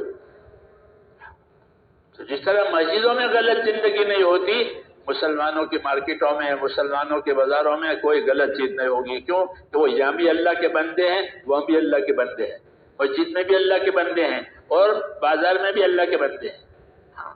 وہاں بھی اللہ، یہاں بھی اللہ، وہاں بھی حکم، یہاں بھی حکم، مسجد میں مسجد کے حکم، بازار میں بازار کے حکم۔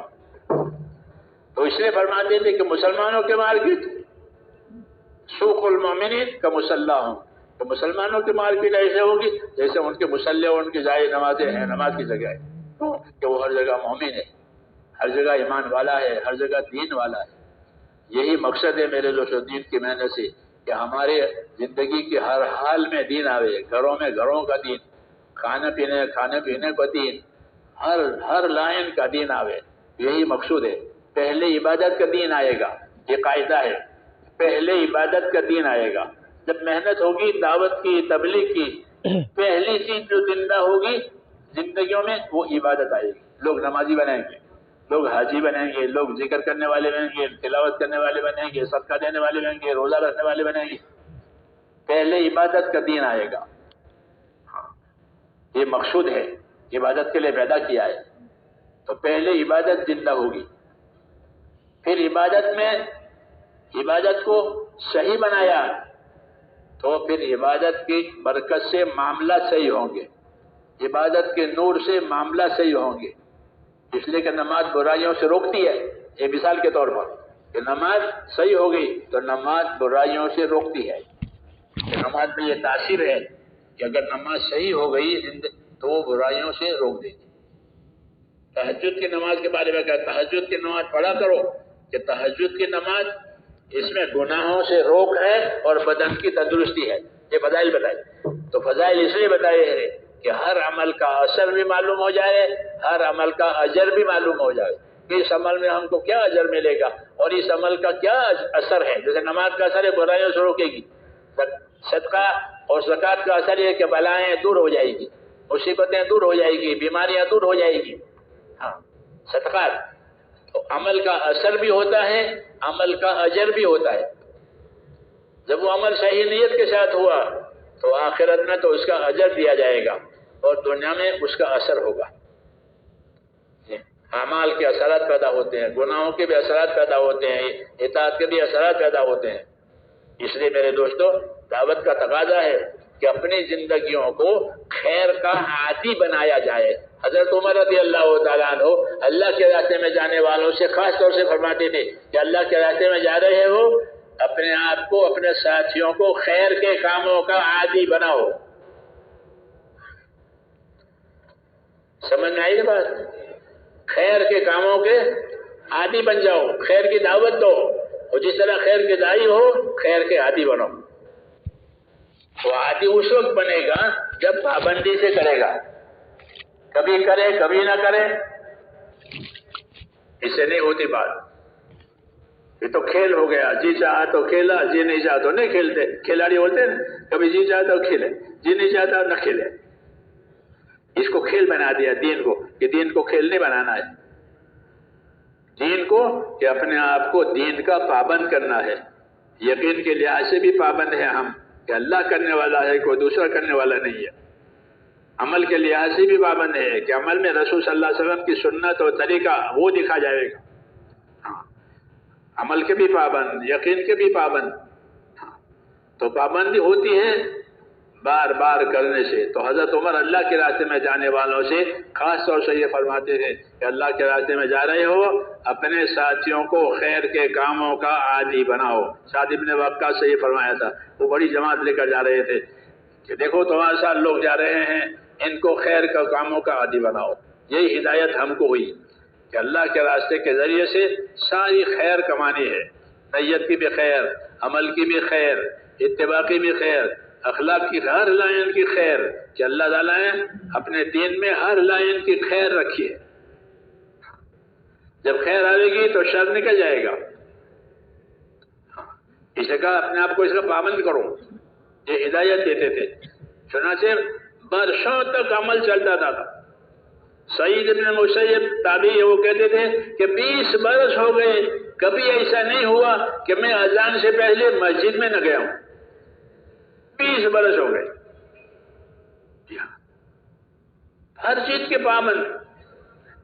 عبداللہ بن عمر سے کسی نے کہا کہ آپ کے لیے دوائی لایا ہوں، کہ کس کام کی؟ کہ پیٹ کی، کہ کبھی پیٹ میں گڑبڑ ہو جائے تو یہ دوا، تو میں مجھ کو دوا کی ضرورت نہیں ہے۔ کیوں؟ کہ خدا کی قسم جب سے میں مسلمان ہوا ہوں میں نے پیٹ بھر کے کھایا ہی نہیں ہے، اب دوا کی کیا ضرورت ہے؟ تو عادت میں، عبادت میں، سب چیزوں میں اپنے آپ کو پابند کیا۔ یہی دعوت ہے، یہی دعوت ہے۔ اس لیے ان کو اللہ نے سچا کہا ہے، اولئک هم الصادقون، یہ سچے ہیں کہ اپنے عہد کے بھی پابند، اپنے عمل کے بھی پابند۔ ہاں، وہ یہی مقصود ہے میرے دوستو بہترین امت ہونے کا، کہ اپنے اندر جو خیر ہے اپنے آپ کو اس کا خیر کا پابند بنانا ہے، اور دوسروں میں خیر آوے اس کے لیے محنت کرنی ہے، اس کے لیے دعائیں مانگنی ہے کہ دنیا میں اللہ تعالیٰ وہ خیر جاری کر دے جو حضور صلی اللہ علیہ وسلم لے کر آئے ہیں۔ حضور صلی اللہ علیہ وسلم فرماتے تھے کہ میں دنیا اور آخرت کی خیر لے کر آیا ہوں، اس کو مان لو، اس کو قبول کر لو، سلامت رہو گے۔ تو اس میں ہر لائن کی خیر ہے، ایمان یقین کی خیر ہے، اعمال کی بھی خیر ہے، اخلاق کی بھی خیر ہے، نیتوں کی بھی خیر ہے، معاشرے اور ماحول کی بھی خیر ہے، ہر لائن کی خیر حضور صلی اللہ علیہ وسلم کے ذریعے سے آئی ہے۔ یہ بڑی سعادت کی بات ہے، اس لیے اللہ تعالیٰ نے یہ احسان ہم پر جتایا ہے، لَقَدْ مَنَّ اللَّهُ عَلَى الْمُؤْمِنِينَ إِذْ بَعَثَ فِيهِمْ رَسُولًا، کہ مومنوں پر اللہ نے احسان کیا ہے کہ ان کے پاس ایسا رسول بھیجا جو ہر لائن کی خیر لے کر آیا ہے۔ اس لیے میرے دوستو اس کا تقاضا کیا ہے؟ اس کا تقاضا یہ ہے کہ اپنے آپ کو اس کا پابند بنانا ہے، اپنے آپ کو اس کا تابع بنانا ہے، اور اللہ سے اچھا گمان رکھنا ہے، آپس میں بھی اچھا گمان رکھا ہے۔ اللہ کہتے ہیں کہ میرے ساتھ اچھا گمان رکھ، میرے ساتھ جو جیسا گمان کرے گا میں ویسا معاملہ کروں گا۔ اللہ سے اچھا گمان رکھے کہ ہم اللہ کا کام کریں گے، اللہ ہماری مدد کرے گا، ہم اللہ کام کریں گے، اللہ آسانیاں لاوے گا، ہاں ہم اللہ کام کریں گے، اللہ دعائیں قبول کرے گا۔ اللہ سے اچھا گمان رکھو، یہ اس کی تعلیم ہے ہم کو۔ شیطان اللہ تعالیٰ سے نا امید بناتا رہے، ہاں نا امید بناتا ہے، وہ خود بھی نا امید ہے اور انسانوں کو بھی اللہ سے نا امید بنا کر کاٹتا ہے۔ مولانا الیاس صاحب فرماتے تھے کہ شیطان ایک تو گناہوں میں ڈال کر اللہ سے کاٹے گا جب گناہوں کے ذریعے سے اللہ سے دور ہو گیا، دوسرا نا امید بنا کر کاٹے کہ تم نے کتنی مدت سے کام کیا ہے، کتنی مدت سے تبلیغ میں ہو، کتنی دعائیں مانگی، کچھ ہوا کہ نہ کچھ، تو پھر چھوڑو، نا امید بنا کے کاٹنا۔ اس لیے حکم ہے کہ کوئی نا امید نہ بنے اللہ سے امیدوار رہو، ابشروا واملوا، امیدوار رہو، اللہ سے بشارتیں لو، اللہ کی بشارتیں سنو اور امیدوار رہو گے، اللہ حالات کو بدل دے گا اور ایسے حالات لاوے گا کہ جو تم کو خوش کر دیں گے۔ حدیث شریف میں ہے کہ اللہ ایسے حالات لاویں گے، کیونکہ حالات انفرادی بھی ہوتے ہیں، اجتماعی بھی ہوتے ہیں، تو دونوں کے بارے میں فرمایا کہ اللہ تعالیٰ ایسے حالات لاویں گے جو تمہیں خوش کر دیں گے۔ صحابہ نے شکایت کی تھی کہ یا رسول اللہ بہت تکلیف ہے، بہت دکھ ہے، پیٹ بھری روٹی بھی نہیں ملتی، خوف ہی خوف ہے، آپ دعا کیوں نہیں مانگتے؟ آپ اللہ کی مدد کیوں نہیں اترواتے؟ یہ لائی شکایت۔ تو آپ صلی اللہ علیہ وسلم نے ان کا حوصلہ بڑھایا کہ دیکھو تم سے پہلے زمانے کے جو لوگ تھے ان پر تو ایسے حالات آئے کہ ان کو دین کی وجہ سے لوگوں نے ان کو آرے سے سیدھا چیر دیا، 2 ٹکڑے ہو گئے۔ وہ 2 ٹکڑے ہو جاتا تھا، دین نہیں چھوڑتا تھا، لوہے کی کنگھی سے ان کی کھالیں چھیل دی گئی، لیکن وہ دین نہیں چھوڑتا تھا۔ تمہارے ساتھ ایسا ہوا ہے کہ نہ؟ ایسا تو نہیں ہوا، بس بھوک آئی ہے، دکھ آئی ہے، خوف آیا ہے، یہی آتے ہیں۔ پھر تمہارا معاملہ ہلکا ہے ان کے مقابلے میں، وہ تو اتنے شدید حالات میں بھی اپنے دین پر قائم رہے تھے، تمہارا معاملہ ہلکا ہے اور گھبراؤ نہیں، آئندہ حالات بدلنے والے ہیں۔ ہاں، آج بھی ہم یہی کہیں گے کہ انشاءاللہ حالات بدلنے والے ہیں۔ جن حالات کی ہم کو تمنا ہے اللہ وہ حالات لائے گا۔ ابشروا وعملوا ما یسرکم، بشارت لو اور امیدوار رہو اللہ تعالیٰ سے ایسے حالات کے جو تمہیں خوش کریں گے۔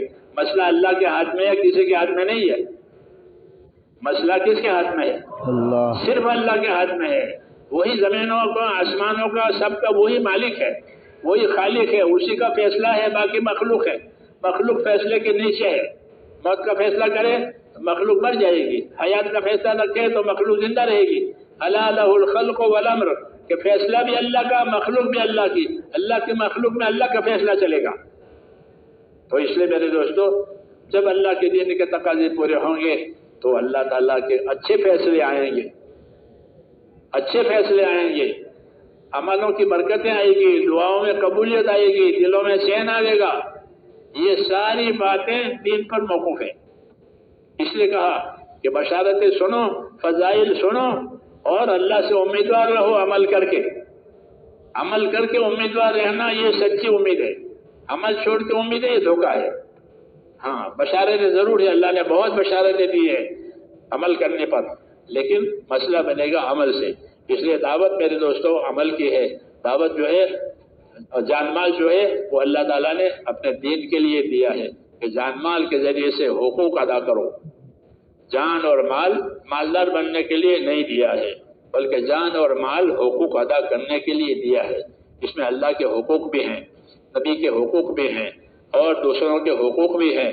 اس کا جاننا اور اس کو زندگی میں لانا یہ ہماری ذمہ داری ہے، تاکہ زندگی حق والی بنے، زندگی حق والی بنائے، حق ادا کرنے والی بنے۔ ہاں، انشاءاللہ دین کی محنت صحیح ہوگی۔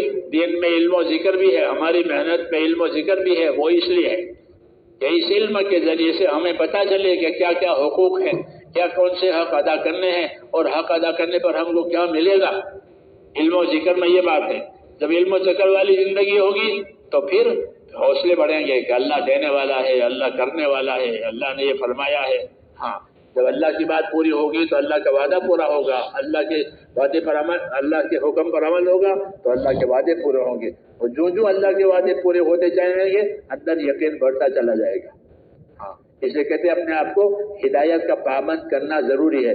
جتنی پابندی ہوگی اتنی ہدایت اور بڑھے گی، جتنی ہدایت اور بڑھے گی اتنے خیر اور آئے گی۔ اللہ ہمیں اس کی توفیق عطا فرمائے۔ اس لیے میرے بھائیوں، ہم اسی ارادے سے یہاں جمع ہوئے ہیں، اسی ارادے سے جمع ہوئے ہیں اور انہیں ارادوں کو عزیمت کے ساتھ پورا کرنا ہے، ہمت کے ساتھ پورا کرنا ہے۔ جنت کے راستے میں ناگواریاں ہیں، جہنم کے راستے میں خواہشات ہیں۔ یہ ترتیب ہے اللہ تعالیٰ کی کہ جنت کا راستہ لیں گے، اس میں ناگواریاں، تکلیفیں، کچھ دشواریاں، کچھ رکاوٹیں پیش آئے گی، پھر وہ ہٹ جائے گی۔ مولانا محمد یوسف صاحب رحمۃ اللہ علیہ اپنے ارشاد میں فرماتے تھے کہ حق کی ابتدا ناگواریوں سے ہوگی۔ آدمی حق پر چلنا چاہے تو ابتدا میں ناگواریاں آئے گی، رکاوٹیں آئے گی، دشواریاں آئے گی، مخالفتیں آئے گی۔ ہر نبی کی مخالفت جناتوں نے بھی کی ہے اور انسانوں نے بھی کی ہے، اتنی مخالفتیں آئی۔ تو حق کے راستے میں ناگواریاں آتی ہے، رکاوٹیں، مخالفت، کہ حق کی ابتدا ناگواریوں سے ہوگی اور انتہا کامیابیوں سے ہوگی۔ آخر میں کامیابی ہی کامیابی ہے۔ پھر وہ رکاوٹیں ختم ہو گئی۔ فتح مکہ کے بعد حضور صلی اللہ علیہ وسلم کی ساری رکاوٹیں ختم ہو گئی۔ ہاں، مسئلہ ختم ہو گیا، سارے مسائل ختم ہو گئے۔ تو آپ صلی اللہ علیہ وسلم نے اپنی محنت، اپنی عبادت بہت بڑھائی۔ یہی طریقہ ہے کہ جو ہمارے کام کے راستے کھلیں تو ہم اپنے کام کو اور بڑھاویں۔ یہ سنت ہے کہ جو تمہارے لیے آسانی آئے اپنے کام کو آگے بڑھاؤ اور آگے بڑھاؤ اور آگے بڑھاؤ۔ کیوں کہ حضور صلی اللہ علیہ وسلم پورے عالم کے لیے ہے اور یہ امت بھی پورے عالم کے لیے ہے آپ کی نیابت میں۔ تو یہ نبیوں کا طریقہ تھا۔ اس لیے میرے دوستوں یہی ترتیب ہماری ہے کہ ہم نبی صلی اللہ علیہ وسلم کی نیابت میں وہ سارے کام کریں گے۔ اللہ ہمیں اس کی توفیق عطا فرماوے۔ اس کے لیے میرے بھائیوں ارادے بھی کریں، اپنے ارادے کو ظاہر بھی کریں اور اپنے ذمے تقاضے لے کر کے دنیا میں ان تقاضوں کے پورا کریں تاکہ حق تعالیٰ شانہ عمومی محنت کے ذریعے سے عمومی مدد لائے گا۔ جب خصوصی محنت ہوگی، خصوصی ذمہ ہوگی تو خصوصی مدد آئے گی۔ عمومی محنت ہوگی، عمومی قربانیاں ہوگی تو اللہ تعالیٰ عمومی مددیں لائے گا۔ تو اس کے لیے تیار ہیں انشاءاللہ؟ آپ جو تقاضے آپ کے سامنے پیش کیے جائیں گے انشاءاللہ آپ اس کو پورا کریں گے۔ اللہ تعالیٰ آپ کی قربانیوں کو قبول فرماوے، اللہ آپ کو آگے بڑھاوے، پورے عالم میں خیر کا ذریعہ بناوے۔ آمین۔ جی اب گزارش یہ ذرا حوصلے سے نام لکھیے، سارے اکٹھے نہیں، ایک ایک آگے آئے اور نام بتائے اپنا اور اپنے کون سے علاج۔ باقی ساتھی بیٹھے رہیں جی، بیٹھے رہیں، سب نہ اٹھیں جی، صرف نام لکھانے والے اٹھیں گے۔ احسان اللہ کیا ارادہ ہے آپ کا؟ کوئٹہ سے پوری سال کی جماعت۔ بھائی حمزہ صاحب 4 مہینے نقد ہے آپ۔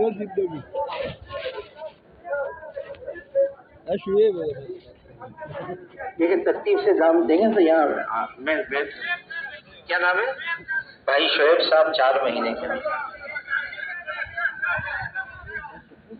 نور اللہ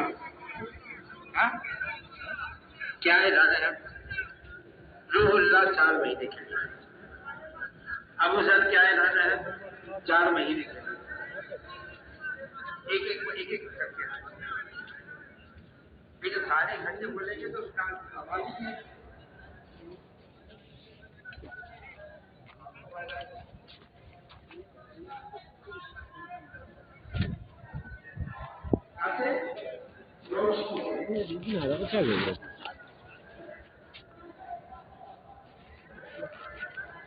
خوش ہے